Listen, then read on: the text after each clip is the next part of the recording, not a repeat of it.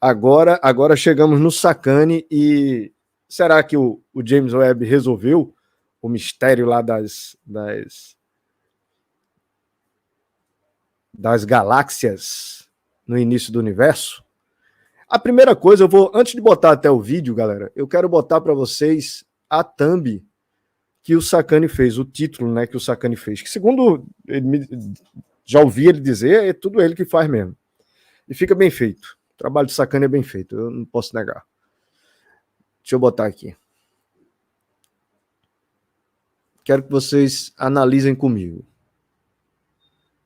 Certo? Deixa eu ver se está aparecendo. Beleza.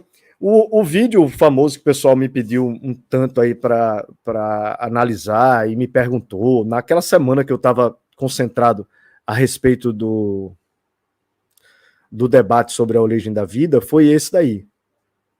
E aí, a primeira coisa que eu quero com vocês é analisar exatamente o título que ele botou no vídeo. Percebam, James Webb resolve o mistério das galáxias primitivas do universo. James Webb resolve o mistério das galáxias primitivas do universo. Ó, ele já está dizendo que foi resolvido o mistério, né? E que mistério? Porque segundo o Sacane, e é bom sempre estar lembrando isso, não está acontecendo nada. Não tem mistério nenhum. Tudo estava dentro do previsto, dentro do modelo. Não é isso que ele vive repetindo? Então, que mistério é esse de galáxias primitivas no início do universo? Afinal, não está acontecendo nada, segundo o Sacane. Mas aí, agora que o James Webb supostamente teria resolvido esse problema, o mistério surge, o problema surge. Né? Não é interessante isso? Isso aí já é uma coisa para a gente analisar do ponto de vista do que a pessoa, do caráter, né, da pessoa, de que uma hora tem mistério, uma hora tem problema, e uma hora não tem. Né? Aí vamos ver se ele resolveu o mistério, se ele resolveu o problema. A outra coisa é o seguinte, dessa thumb, né? Percebam o seguinte, que ele está dizendo assim, que ele resolveu o mistério das galáxias primitivas do universo. Ou seja, essa thumb dá a entender para as pessoas, esse título, e eu acho que é por isso que muita gente me enviou e perguntou se eu vi esse vídeo. Essa thumb dá a entender nesse vídeo, esse título, né, dá a entender que ele resolveu todos os problemas que são apresentados aqui, por exemplo, aqui no canal, que vocês que acompanham aqui o canal têm conhecimento, ou seja, de galáxias barradas, galáxias de disco, galáxias elípticas, galáxias massivas. Ao que parece, do jeito que foi falado, do jeito que foi escrito no título e na thumb, parece que foi resolvido tudo isso aí que vocês estão vendo. Todos esses achados que já foram feitos pelo James Webb, nessa era que era chamada de Era das Trevas, ou seja, onde não deveria existir nada, no máximo nitrogênio e hidrogênio, já foram achadas elípticas, de disco, massivas, barradas, extintas, né? Galáxias, né? Além dos buracos negros super, hipermassivos, dos aglomerados de galáxias que já foram encontrados, dos elementos pesados que já foram encontrados, das galáxias velhas, extintas, enfim, do jeito que é colocado, da forma que é colocado no título do Sacane, parece de fato que o James Webb conseguiu resolver isso. Mas será que é isso? O artigo que ele vai falar é esse daí. Aí a gente vai sair para o Sacane.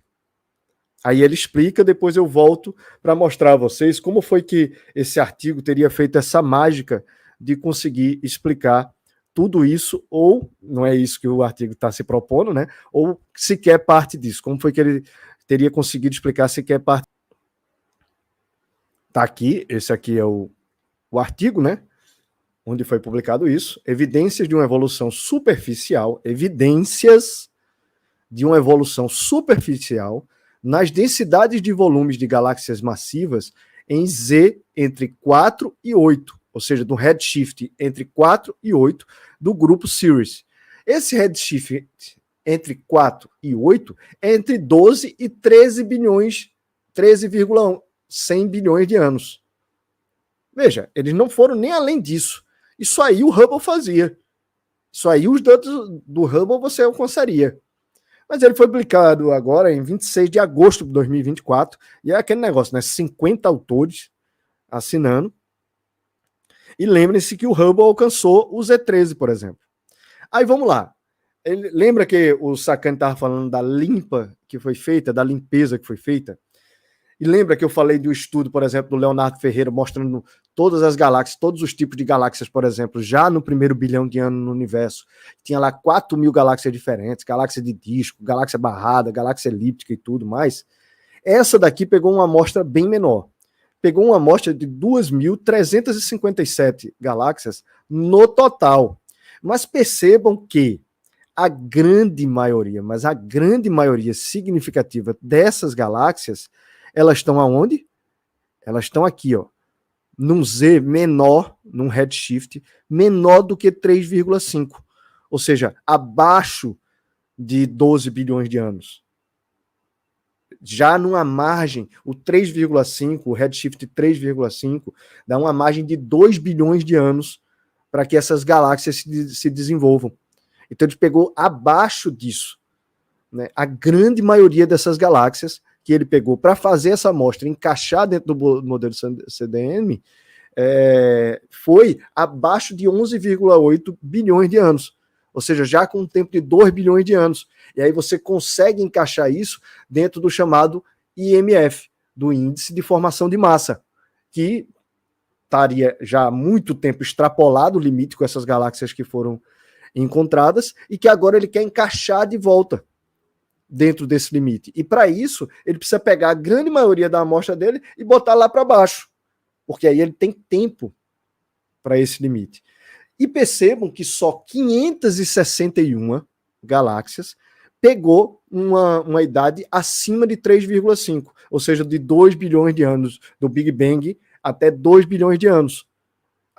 Teria até 11,8 bilhões de anos para frente. Percebam que só 561. Só que vai ficar essas 561? Não, não vai ficar. Percebam o que diz esse trecho, por exemplo, do artigo. Removemos um total de 297 galáxias. Olha a limpa. Isso significa 12,5% do total da amostra.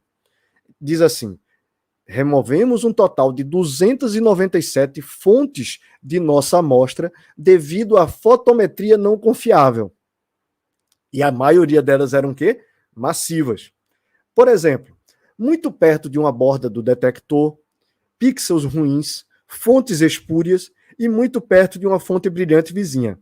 Aí vejam, aí onde está o outro truque.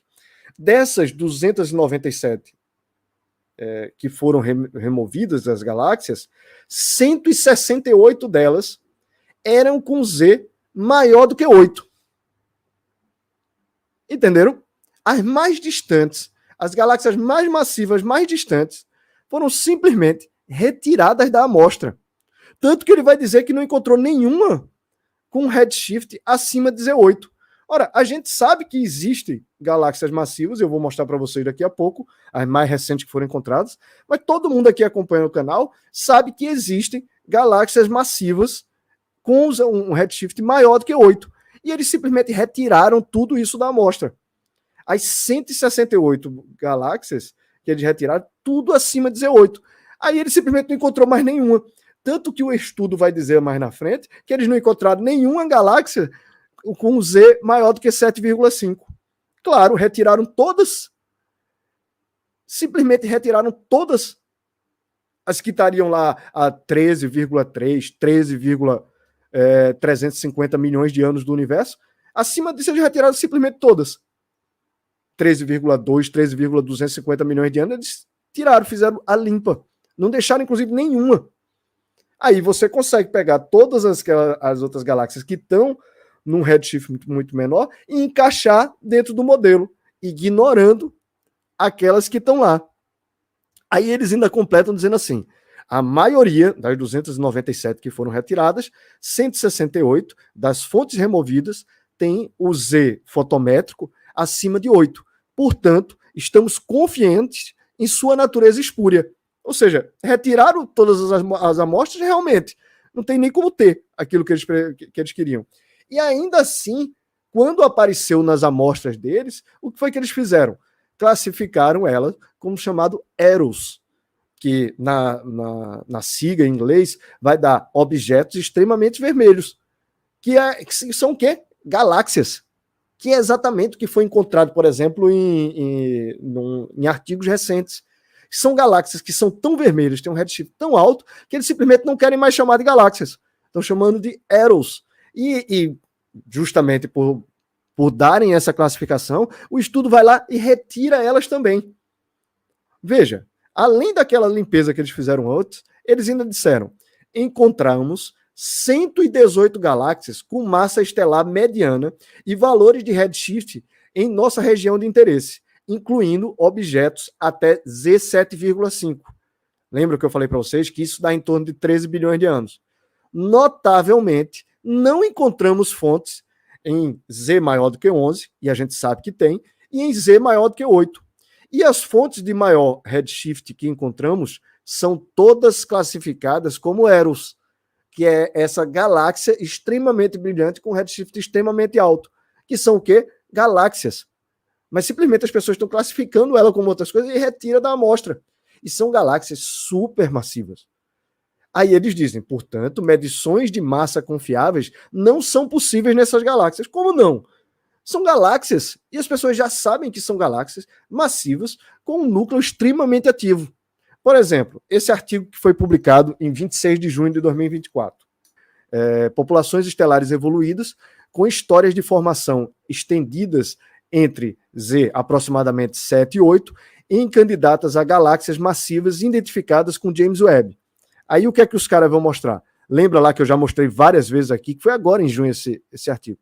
Galáxias assim com uma distância absurda e com uma quantidade de massa absurda.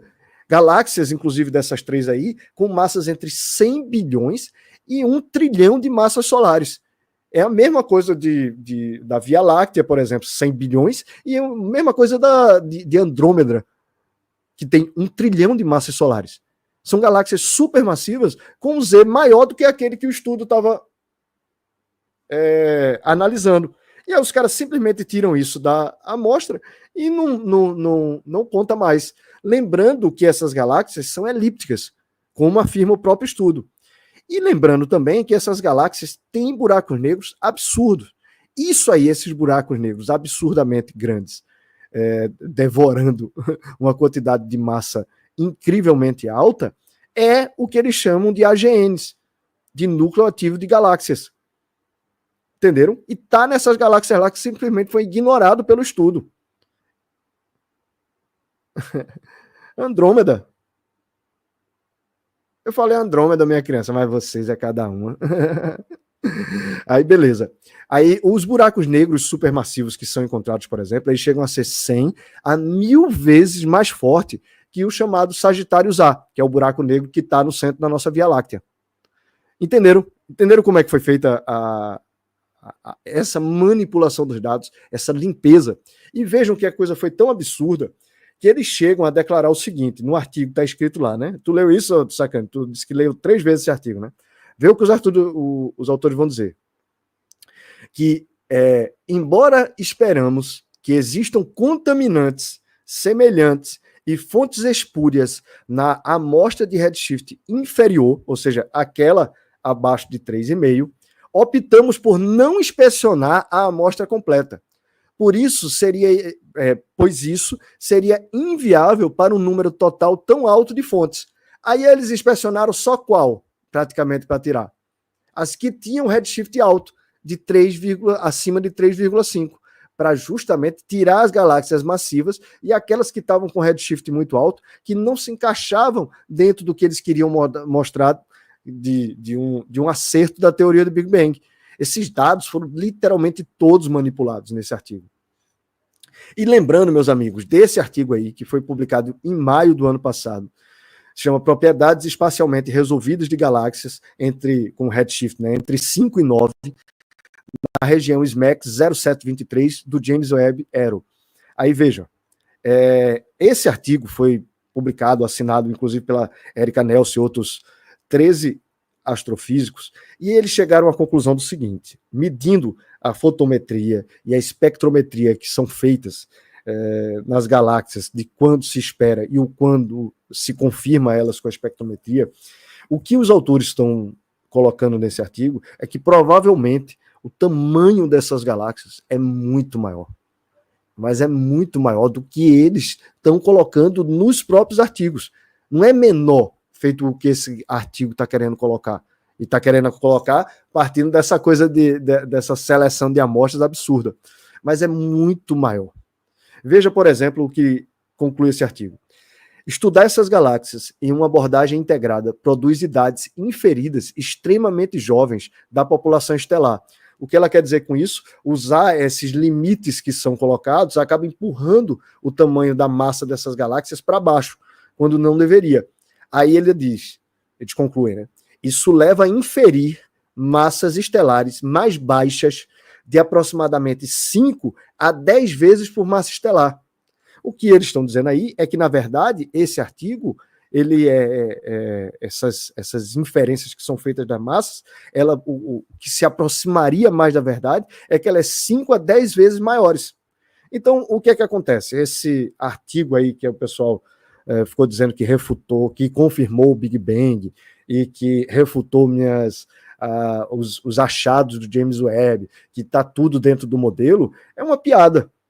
É uma piada, porque ele literalmente selecionou a dedo todas as galáxias que se encaixavam dentro do modelo, tirou, fez esse expurgo das galáxias que não se encaixavam, sabe? Simplesmente fechou os olhos para a existência delas. As que ainda encontrou como supermassivas, simplesmente chegou lá e classificou como erradas por uma medição do núcleo galáctico ativo.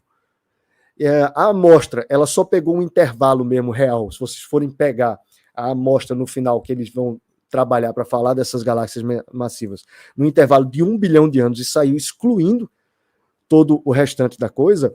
E lembrando novamente, meus amigos, que eles estão tentando explicar um problema que o Sacani vive negando que exista. Vocês lembram disso?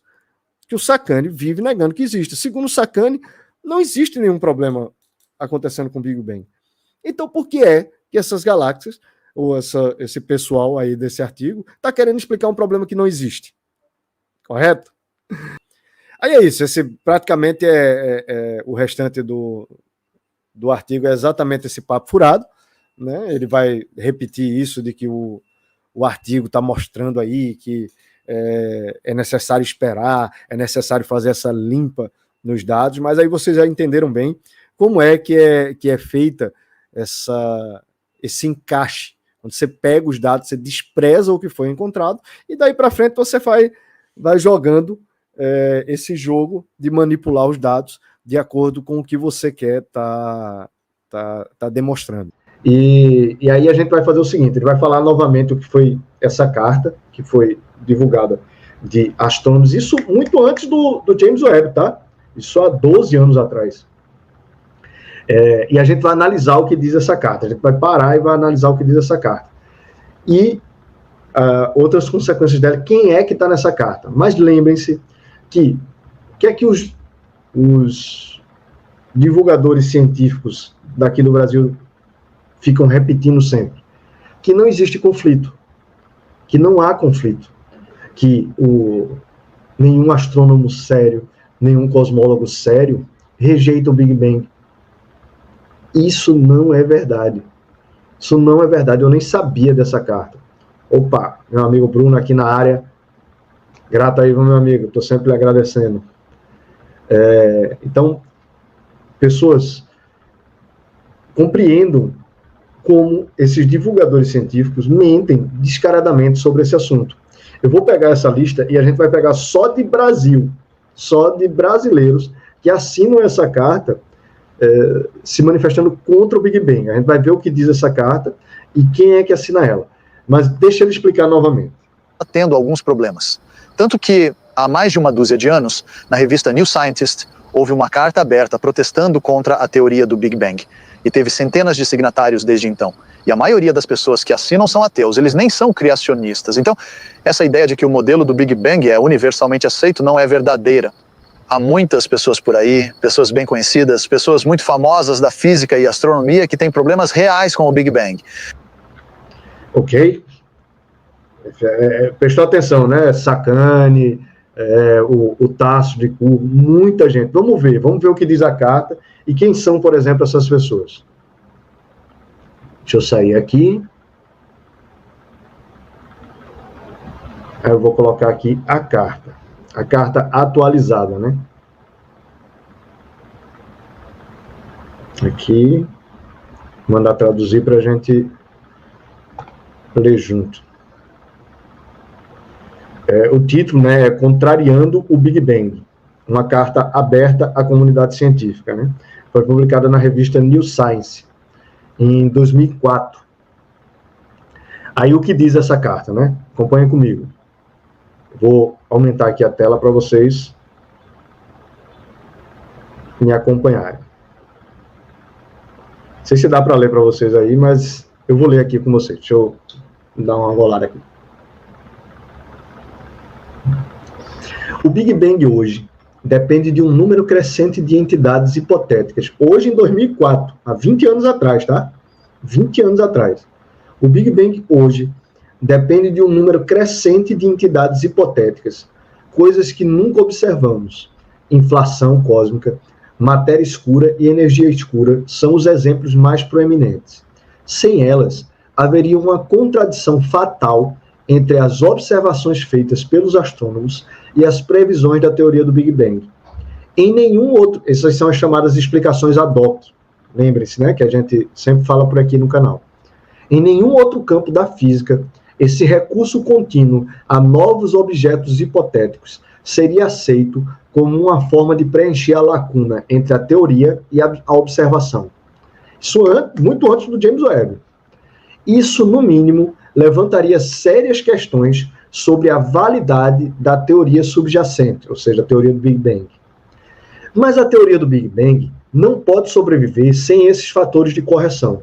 Sem o campo hipotético de inflação, o Big Bang não prevê a radiação cósmica de fundo suave e isotrópica que é observada, porque não haveria como partes do universo que estão agora a mais de alguns graus de distância no céu chegaram à mesma temperatura e, portanto, emitirem a mesma quantidade de radiação de micro-ondas. Sem algum tipo de matéria escura, diferente de qualquer outra que observamos na Terra, apesar de 20 anos de experimentos, a teoria do Big Bang faz previsões contraditórias para a densidade da matéria do universo. A inflação requer uma densidade 20 vezes maior do que é implícita pela nucleossíntese do Big Bang. A explicação da teoria sobre a origem dos elementos leves. E sem a energia escura, a teoria prevê que o universo tem apenas cerca de 8 bilhões de anos, o que é bilhões de anos mais jovem do que a idade de muitas estrelas em nossa galáxia. Nossa. Além disso, a teoria do Big Bang, lembra que a energia escura ela cobre esse buraco de espaço-tempo, né, da velocidade em que as galáxias estão viajando e que a luz está viajando, até chegar aqui na Terra, e o tempo que essa galáxia está viajando. Ou seja, galáxias que estão... a luz teria demorado cerca de 13 bilhões e meio de anos para chegar aqui à Terra, na verdade estão a 30 bilhões, 32 bilhões de anos. Aí continua. Além disso, a teoria do Big Bang não pode se gabar de nenhuma previsão quantitativa que tenha sido posteriormente validada pela observação. Os sucessos reivindicados pelos defensores da teoria consistem em sua capacidade de ajustar retrospectivamente observações como uma matriz constantemente crescente de parâmetros ajustáveis. Lembra a coisa do parâmetro? Só é mudando parâmetro e tudo mais. Pronto, exatamente. Só é mudando os parâmetros do modelo. E mesmo assim não dão mais contas agora que se chegou a um limite de observação. De observação do que seria o limite do universo. Né? Aí vamos lá. Assim como a antiga cosmologia centrada na Terra de Ptolomeu precisava de camadas sobre camada de epiciclos, né, que era tentando explicar por que é que os planetas se moviam dentro do sistema ptolomaico, ou seja, geocentrista. Aí continuam os autores. No entanto, o Big Bang não é a única estrutura disponível para entender a história do universo. A cosmologia do plasma e o modelo do estado estacionário, ambos levantam a hipótese de um universo em evolução sem começo ou fim.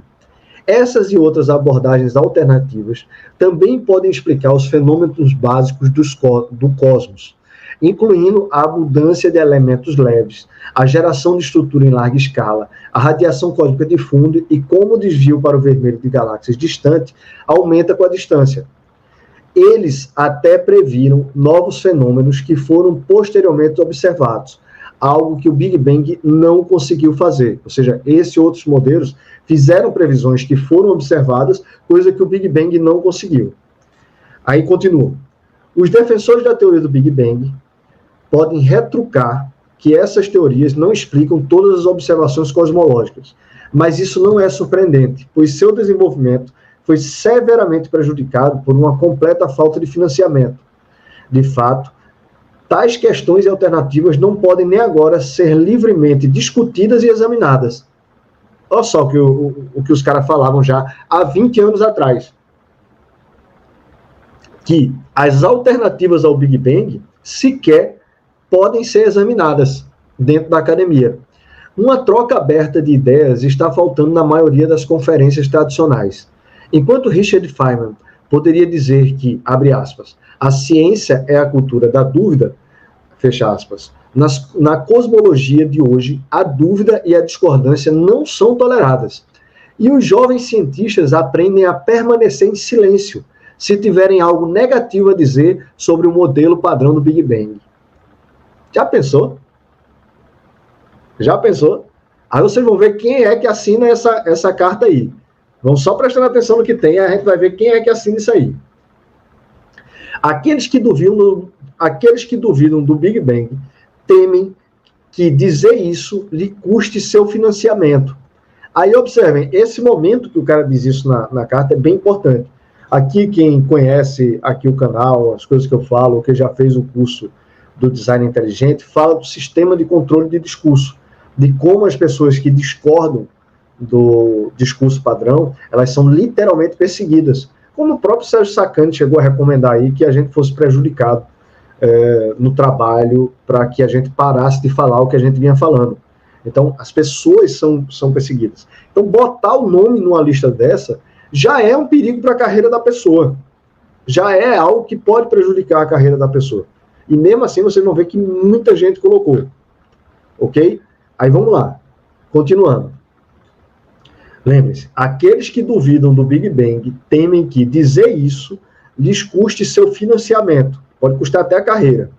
Até mesmo observações são agora interpretadas por este filtro tendencioso, julgadas certas ou erradas, dependendo se apoiam ou não o Big Bang. Então, dados discordantes sobre redshifts, abundâncias de lítio e hélio e distribuição de galáxias, entre outros tópicos, são ignorados ou ridicularizados. Isso reflete uma mentalidade dogmática crescente que é estranha ao espírito da livre investigação científica. Hoje, praticamente todos os recursos financeiros experimentais em cosmologia são dedicados a estudos do Big Bang. O financiamento vem de apenas algumas fontes, e todos os comitês de revisão por pares que os controlam são dominados por apoiadores do Big Bang. Como resultado, o domínio do Big Bang dentro do campo se tornou autossustentável, independentemente da validade científica da teoria. Caramba, os caras botam o pau aqui, né? Dar suporte apenas a projetos dentro da estrutura do Big Bang enfraquece um elemento fundamental do método científico: o teste constante da teoria contra a observação. Tal restrição torna impossível a discussão e a pesquisas imparciais. Para corrigir isso, pedimos às agências que financiam trabalhos em cosmologia que reservem uma fração significativa do seu financiamento para investigações sobre teorias alternativas e contradições observacionais do Big Bang. Para evitar viés, o Comitê da Revisão por Pares, que aloca tais fundos, poderia ser composto por astrônomos e físicos de fora do campo da cosmologia. Alocar financiamento para investigações sobre a validade do Big Bang e suas alternativas permitiria que o processo científico determinasse nosso modelo mais preciso da história do universo. Ok? Veja só, essa carta, essa manifestação é em si uma paulada. Mas vamos ver quem é que assina isso, se é uma ou duas pessoas. Aqui, vocês vão ter uma lista mais atualizada. Aí você vê aqui, ó, são pessoas como Michael Gibson, do Instituto de Estudos Avançados de Austin, nos Estados Unidos.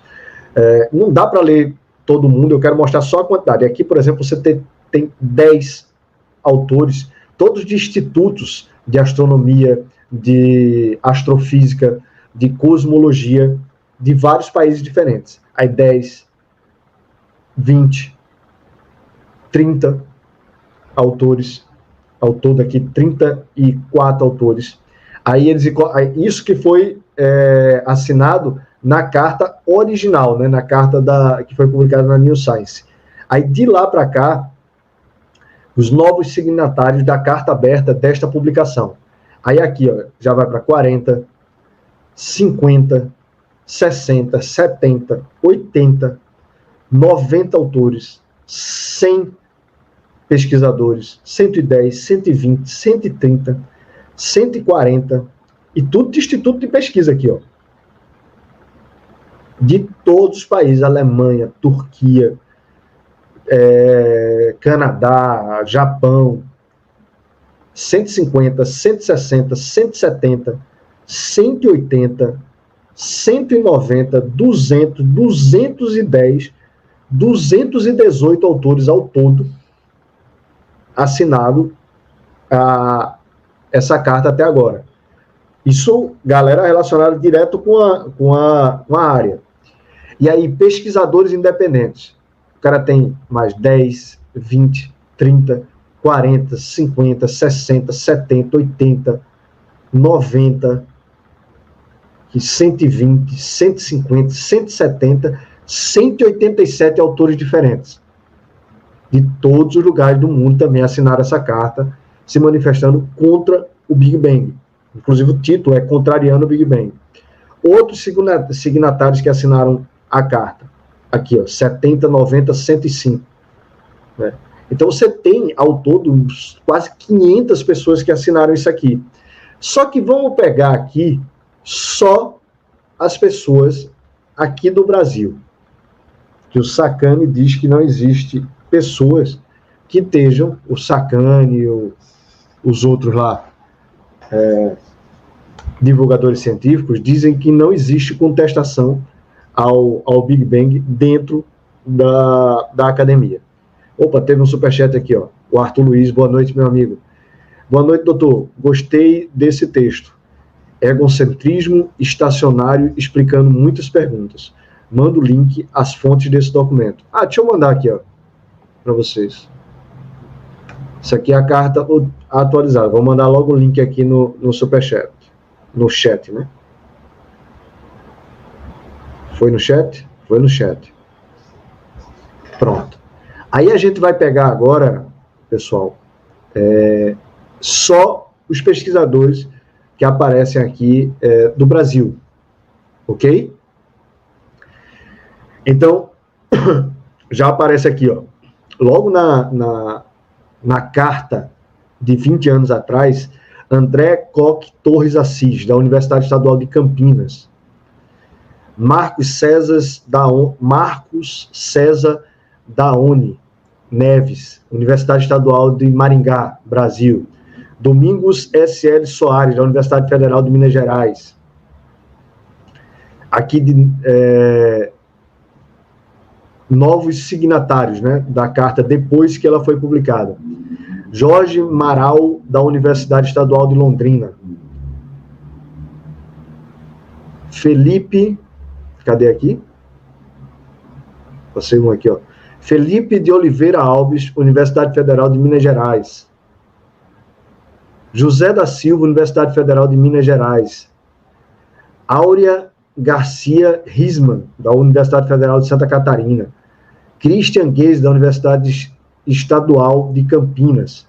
Lucas Carlos Barbosa, da Unicamp, Lucas Carlos Jafelice, da Universidade Federal de Rio Grande do Norte, Irineu Gomes Varela, da Escola Municipal de Astrofísica, Mauro Constantino, da Universidade de São Paulo, Moacir Lacerda, da Universidade Federal de Mato Grosso do Sul, Roberto Assunção, da PUC de Minas. Isso é só para vocês terem uma ideia. Roberto Lopes Parrá, da Universidade de São Paulo, Brasil, né? Edivaldo Moraes, da Sociedade Brasileira de Física. Enfim, se eu for ler tudo aqui, tem mais de 30 autores ao todo, só do Brasil. Só do Brasil que assinaram essa carta, discordando, mostrando e concordando com o texto que fala de um bloqueio que existe dentro da academia para pesquisas e para qualquer tipo de manifestação até que não seja corroborando com o Big Bang. Então você tem um documento assinado por centenas de pessoas falando disso.